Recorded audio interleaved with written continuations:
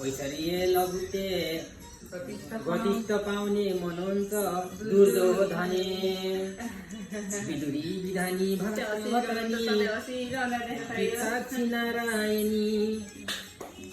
ल चिताएको सबै कुरा सफल होस्। अब चाहिँ के भन्छ उन्नति प्रगति एकदम स्वस्थ रहने हैन, सधैँभरि हाँसी खुसी यसै गरी चाहिँ दसैँ मनाउन पाइयोस्। अब के भन्छ आफ्नो अब छिटै नि बुढीको भिजा सिजा लगाएर पनि यहाँ बुढाबुढी भएर हल्का हल्का मचाएको सुन्न पाइयोस् हैन।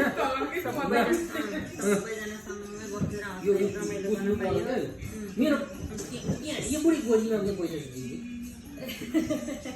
यो रातोले खत्तम भइसक्यो के लुगा त हेर्नु